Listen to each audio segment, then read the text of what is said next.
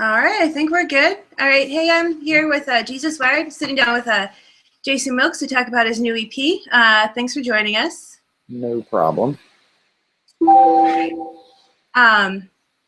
So you've got a new EP coming out. When is that supposed to be released? It comes out November the 27th. So there's a Google Play pre-order. It's going to be on the 19th. It's supposed to be on the 19th. It's in like 3 days. So, but it actually releases on the 27th. All right, cool. And I see here the title is Shells. Is there a story behind that title? There is. It's fairly involved. There's a song on the record called "What Are We to Do?" It's the last song on the record, and it's about the band that I was in for 13 years, starting in the year 2000. It's called High Flight Society, and a few years ago, I honestly don't even remember what year it is now, but our drummer passed away out of nowhere, and our guitarist and our bass player were brothers. Their dad found our drummer in his house when he was late for worship one Sunday morning, like unresponsive, and he ended up not making it, and ended up being they said it was he like had a seizure and hit his head, but don't really know what killed him or anything. But long story short, he made a necklace out of a bullet, out of a .40 caliber bullet, which I'm actually wearing. This is the necklace that I'm always wearing pretty much 24 hours a day. But he took this bullet and drilled a hole in the side of it, dumped the powder out, and put like a fan cord from Home Depot on it, and made a necklace out of it. So he was a super huge redneck. But one of the lyrics in "What Are We to Do" is, you helped us build a dream and build it well, and now we hold your memories inside the shells. So shells is a reference to this bullet shell, because there's like 3 of these, and we kind of remember Scotty through, like when I have this on, I could sort of feel like he's with me all the time, so I always wear it. And then there's a couple other people that have them, and then my friend Sam Hunt, who's actually a country singer, he made a bunch of shells and brought them to his funeral and handed them out to a bunch of our friends. So it's partly in reference to this, and then the other obvious thing is drum shells.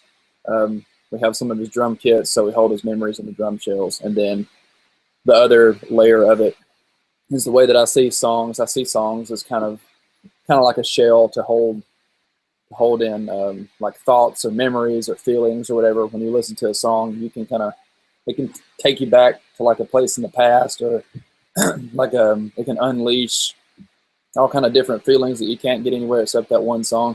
So it's almost like when you start a song, you're cracking open a shell and you're letting all the stuff out. So that's the third aspect of it, is all these songs are shells containing my thoughts and feelings and history and blood, sweat, and tears, and any other cheesy analogies you can come up with. So it's a very layered title that I could probably talk on it for like half an hour, but that's the very condensed version of it, I guess.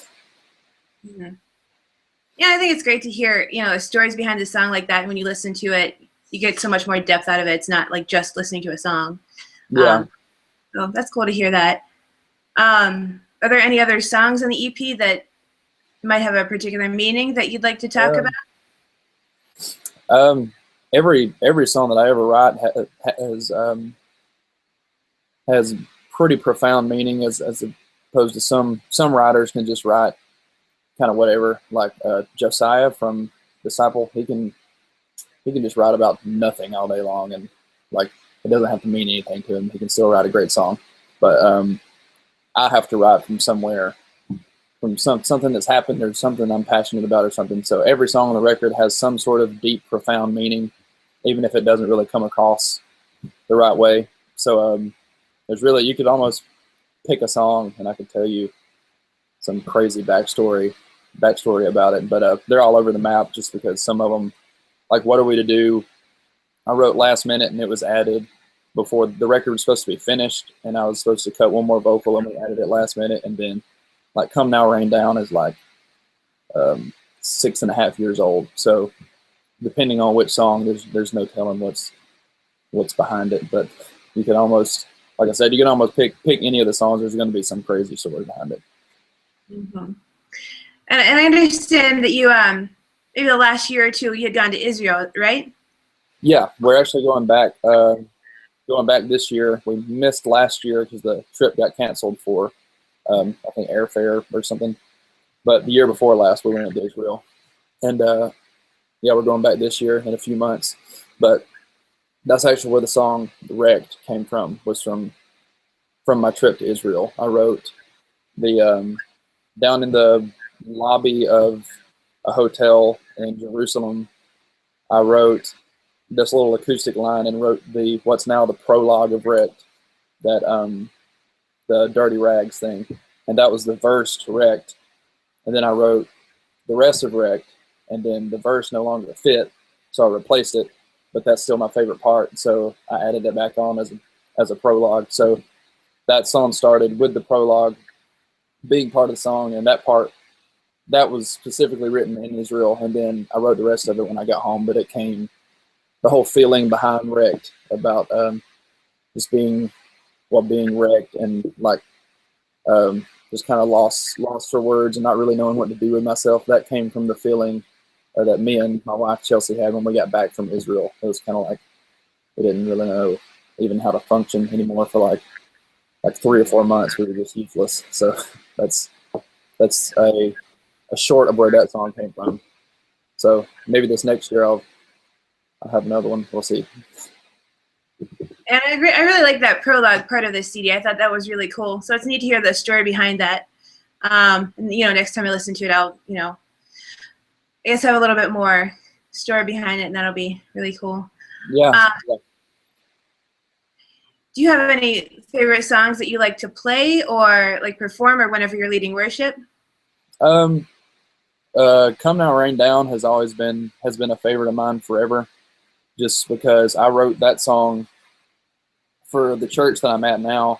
I've been leading worship there for years when I was off the road and stuff. And now that I'm off the road for Disciple, I'll lead there really consistently. But I wrote that song when I was supposed to lead on a Sunday morning, and I had a 5-song set picked out, and I woke up at like 5:30 to go over to rehearsal, and I was messing with my guitar, making sure I knew some of the song, and then I was tuning my guitar, and the total like Guitar Center way to tune your guitar is just you do the thing where you put your finger up on the string below on the same note as the upper string, and you kind of do that whole thing. Then I did that when I got to the high E string to tune it. I was picking it, and that back and forth of the same note on 2 different strings intrigued me. And then I accidentally sort of picked down the rest of the chords, and then a melody came out of nowhere, and then some lyrics came. So within like 45 minutes, I'd written that song from start to finish, and then took it to church and pretty much took it out on broke it out on the worship team and was like, "Hey, we're going to cut one of these songs, and we're playing one that I wrote this morning." So here's how it goes. I mean, kind of, sort of trashily played through it. But ever since that moment, it's been my home church's like favorite song in the world. So I love playing that song specifically because when I'm at my church, if I start doing that high E string back and forth thing, then everybody just kind of goes nuts. They get super excited that song's coming up because it was kind of boring there. So it has a special feeling live, I guess. I haven't really tried it out on anybody else though. Everybody else might think it's super dumb live. We'll find out, I guess. But the other songs I don't even think I've even really played. I played Pursuit to a few people. The rest of them haven't really been played live at all yet. So I guess we'll see. Hopefully they're not awful. Yeah, well, I think that's a really cool song too, and it's kind of like interesting to hear how that came about. It was just kind of like a random thing that sparked an idea that kind of snowballed into like a whole big song. So that's neat. Yeah, that's how most of my worship songs come about, like that. I sit down to write worship sometimes, but most of the time it just comes out of the air and all happens at once. So that's kind of how Wreck worked too. So they all just kind of download it all at once. The other songs that aren't worship, I have to work a little harder. But who would you say are some of your musical influences? My biggest influences that I always name first are Jimmy Eat World, Foo Fighters, and the Killers. So Dave Grohl is one of my musical heroes, and Brandon Flowers from the Killers, and then Jim Atkins for Jimmy Eat World. So Foo Fighters would be like the harder end of things. So Come Now Rain Down would probably be like the Foo Fighters influenced song, and then What Are We to Do is like Jimmy Eat World mixed with the Killers, and then One Star minus the lyric is very Battleborn Killers-ish. So those are the three big ones, but I'm influenced all over the map from like Imogene Heap to Isley to Michael Jackson to like Kenny Chesney, Keith Urban, like not necessarily Kenny Chesney's music, maybe more of his songs. Keith Urban, like it's really, people say they're influenced by a lot of people, and they're kind of exaggerating a lot of times, but mine's not at all. I listen to country music, pop music, and rock music, and it all heavily impacts me. But the most notable that you can actually hear would be Jimmy Eat World, Foo Fighters, and the Killers, probably.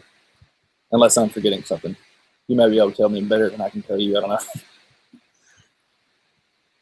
Is there any artist out there that you would absolutely love to like write with or perform with?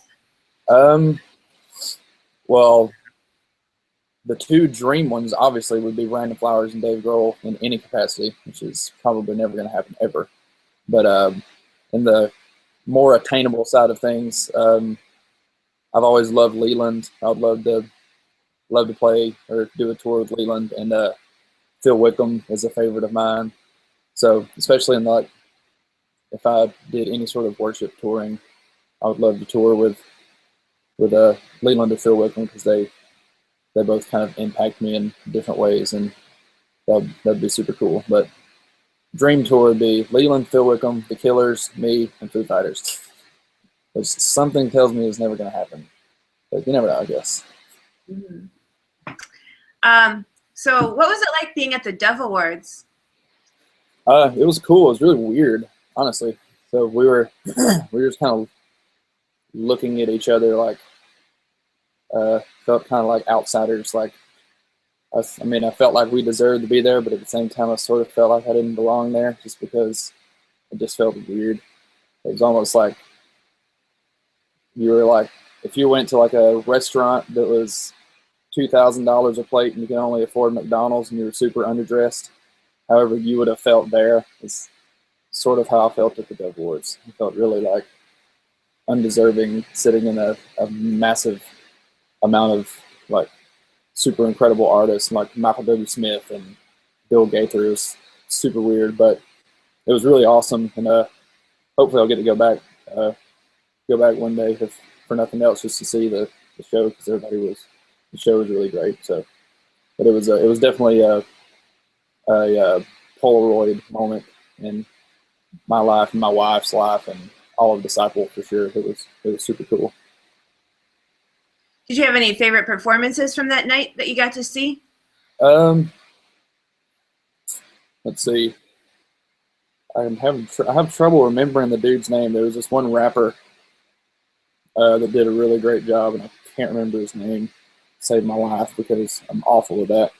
But my favorite stuff, honestly, was the Southern Gospel stuff, because I grew up on Southern Gospel, and some of the more quartet stuff I liked a whole lot. And then Mark Lowry, that used to be in the Gaither Vocal Band, he did a song with, I can't remember which group it was, but a Southern Gospel group, and it was a cappella at first, and it was mind-blowingly amazing. So my only complaint would be the live house engineer doesn't know how to mix Southern Gospel music, because I couldn't hear the voices good enough. But other than that, that was definitely my favorite part.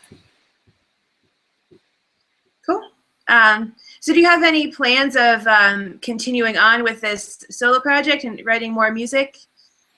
Yeah, I've actually, I don't have any concrete plans, because I don't really have any concrete plans for anything ever. I just kind of fly by the seat of my pants. But I've already written a bunch more songs where I technically could record another, like a full length already, because this one took so long to get finished that I've written a bunch more, and 3 or 4 of them I kind of wish they would have made it on the EP, but they missed it by like 5 months because it took so long to get out. But as soon as I can figure out or get this one out and kind of get away from the craziness of releasing it and getting it to people and all that stuff. I'm going to try to figure out when I can possibly look into releasing the next part or starting to track the next part or whatever. So I have too many songs piled up on me already. So there's definitely going to be something else. I don't know what capacity or when it will be, or if I'm going to tour it at all or play any shows from it. I'm just kind of sticking it out there and just kind of watch it and see what happens, and whatever opportunities come up from it, I'll take them. But I'm not really planning to like super hustle, try to make things happen like back in the high flight days. I got too much of a family to be doing that now. So, but if opportunities arise, I'm for sure going to take them. So we'll just kind of see what happens, I guess. Yeah, cool. Well, I definitely look forward to hearing, any upcoming music. The EP is certainly really good. I've really been enjoying that. So can't wait for everyone else to hear it. I'm sure everyone will love it. You want to kind of end by reminding people where they can find your music?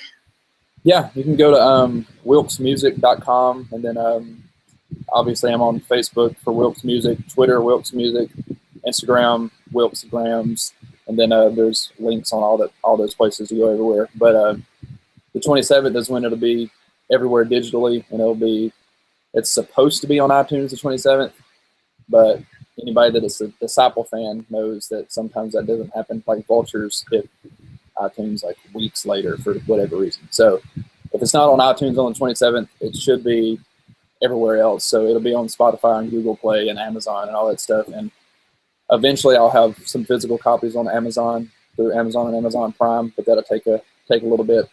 But yeah, pretty much any online digital retailer, it'll be there. And then physical copies, if you happen to live near me, I'll have them on me. But I'm also going to put them on my website at wilkesmusic.com. There'll be an online store that I haven't set up yet. So go try to look for it now. It's totally not there. But it will be there, and it'll have something there, and you can get physical copies from there. So, or if you forget everything, just Google Wilkes. You'll find it.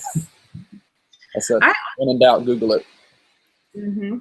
Well, thanks so much for taking the time to chat with me. And again, look forward to hearing whatever else you might come up with. Cool. Thank you. All right. Thanks.